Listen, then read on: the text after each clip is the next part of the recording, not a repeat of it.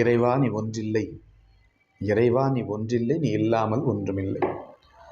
அதாவது ஒவ்வொரு வருஷமும் நம்முடைய விநாயகர் சதுர்த்தி வரும்போது அந்த விநாயகர் சிலைகளை ஊர்வலமாக எடுத்துகிட்டு போகிறதுலேருந்து அதை கொண்டு போய் கரைக்கிற வரைக்கும் நம்ம ஒரு மிகப்பெரிய சர்ச்சைகளும் பிரச்சனைகளும் வருது.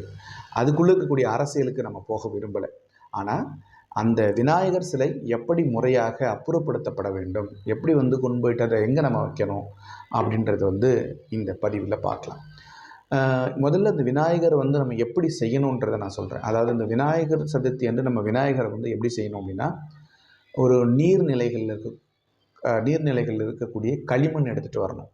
அப்படி ஒன்று குளமாக இருக்கலாம், அப்படி இல்லைன்னா ஏரியாக இருக்கலாம், அப்படி இல்லைன்னா வயல்கள்லாம் இருக்குல்ல, வயல்கள், காய்ந்த வயல்கள் இருக்கக்கூடிய களிமண், இந்த மாதிரி இடங்கள்லேருந்து களிமண்ணை எடுத்துகிட்டு வீட்டில் நல்லா பதப்படுத்தி நம்ம கையாலேயே நம்ம அந்த ஒரு சின்னதாகவோ பெருசாகவோ நமக்கு பிடிச்ச அளவுக்கு நம்ம விநாயகரை செஞ்சு அதை வச்சு நம்ம வழிபட்டோம் அப்படின்னு சொன்னால், நமக்கு நம்ம கையில் செஞ்ச ஒரு விநாயகரை வச்சு நம்ம வழிபடும்போது நமக்கான ஒரு தன்னம்பிக்கை நமக்கு ரொம்ப அதிகமாக இருக்கும்.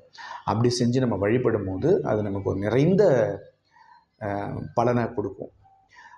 ஆனால் இன்றைக்கி அந்த மாதிரிலாம் யாருமே பண்ணாமல் நாம் இன்றைக்கி என்ன பண்ணுறோம் அப்படின்னா, சரி இதை அப்புறம் பார்ப்போம், அதுக்கு முன்னாடி அந்த மாதிரி செஞ்ச அந்த விநாயகரை எத்தனை நாள் நம்ம வச்சுருக்கிறோமோ அத்தனை நாள் பூஜைகள்லாம் முடிஞ்சு அந்த விநாயகர் சதுர்த்தி கொண்டாட்டங்கள் முடிஞ்சதுக்கப்புறம் அதை கொண்டு போயிட்டு கோயில்கள் இருக்கக்கூடிய குளத்துலையோ அல்லது கிணத்துலையோ அல்லது நீர்நிலைகள் ஆறுலையோ எங்கேயோ ஒரு இடத்துல அதை நம்ம அந்த களிமண்ணால் செய்யப்பட்ட அந்த விநாயகரை நாமளே கைப்பட கரைச்சி விட்டுறணும். அப்படி விட்டுட்டோம் அப்படின்னா அதுதான் முறை, அது சிறப்பாக இருக்கும். ஆனால் இன்றைக்கி நிலமையில் இந்த மாதிரி நம்ம மண்ணை எடுத்து நம்ம செஞ்சு அந்த மண்ணை வச்சு வழிபட்டு அந்த மண்ணை வச்சு கொண்டு போய்ட்டு ஏதோ ஒரு இடத்துல போட்டோம் அப்படின்னா அது எந்த பிரச்சனையும் இல்லை, அப்படியே முடிஞ்சிடும், யாருக்கும் எந்த தீங்கும் இல்லை. இதுதான் நம்ம காலங்காலமாக செஞ்சிட்ருக்கிற ஒரு நடைமுறை. ஆனால் இன்றைக்கி நம்ம என்ன பண்ணுறோம், அச்சில் பிள்ளையாரை வாக்குறோம். அந்த அச்சில் பிள்ளையாரை வாக்குறது கூட சரியான மண்ணை வச்சு வாக்குறோமா அப்படின்றது தெரியல, ஒன்று. ரெண்டாவது, பிளாஸ்டிக்கில் செய்கிறோம், பிள்ளையாரை பிளாஸ்டிக்கில் செய்கிறோம். அப்புறம் நம்ம இதில் நம்ம செய்ய முக்கியமாக பிளாஸ்டர் ஆஃப் பாரிஸ் மாவு கட்டு போடுறதுக்கு நம்ம பயன்படுத்தக்கூடிய அந்த சுண்ணாம்பு மூலயமா நம்ம விநாயகரை செய்கிறோம்.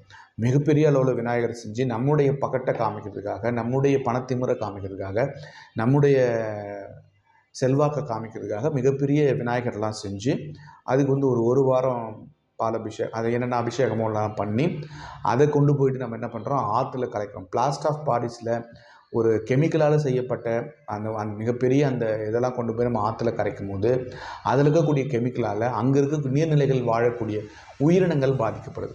இதனால் நீர்நிலைகள் மாசுபடுது. அதை சில சமயங்களில் போட்டு எரிக்கிறது, அந்த மாதிரிலாம் பண்ணுறாங்க. பிளாஸ்டிக் பொருளில் பிளாஸ்டிக் பிள்ளையாரெலாம் கொண்டு போய்ட்டு மாலைகளெல்லாம் போட்டு ஒரு பக்கம் எரிச்சு விட்றாங்க. இதனால் காற்று மாசுபடுது. இந்த மாதிரிலாம் பண்ணக்கூடாது. இது நம்முடைய மரபும் அல்ல, நம்முடைய பழக்க வழக்கமும் கிடையாது. இதெல்லாம் இப்போ சமீப காலமாக நடந்துட்டுருக்கக்கூடிய விஷயங்கள். இதெல்லாம் ஒதுக்கி வச்சுட்டு நம்முடைய மரபுப்படி நம்ம பண்ணும்போது அந்த விநாயகர் சதுர்த்தி மிகச்சிறந்த முறையில் நல்ல ஒரு பலனோடு நமக்கு அந்த விநாயகர் எல்லாம் வல்ல அந்த முழு முதல் கடவுள் நமக்கு அத்தனை வரன்களையும் கொடுப்பார். இதுதான் விநாயகர் சதுர்த்தி கொண்டாடக்கூடிய முறை. அப்படி பண்ணுங்கள், அதுதான் சிறந்தது. அதே மாதிரி இந்த பிளாஸ்டிக்கில் செய்கிறது, பிளாஸ்டர் ஆஃப் பாரிஸில் செய்கிறது, இன்னும் நிறைய முறைகளை செய்கிறது, அதுக்கு ஜிகுனாகலாம் போட்டு பயங்கர தோரணங்கள் பண்ணுறது, இதெல்லாம் அந்த பண்டிகை முடிஞ்சு அப்படியே போட்டு போயிடுறீங்க. அது 4 பேர் காலில் படக்கூடாது, அங்கங்கே கிடக்கக்கூடாது. அது நம்முடைய பாரம்பரியத்திற்கும் கலாச்சாரத்திற்கும் எதிரான ஒரு செயல் அப்படின்றத நான் இந்த நேரத்தில் சொல்லிக்கிறேன். தொடர்ந்து விநாயகர் பெருமானினுடைய அருளை பெற முறையாக நீங்கள் விநாயகர் சதுர்த்தி கொண்டாட வேண்டும். வணக்கம்.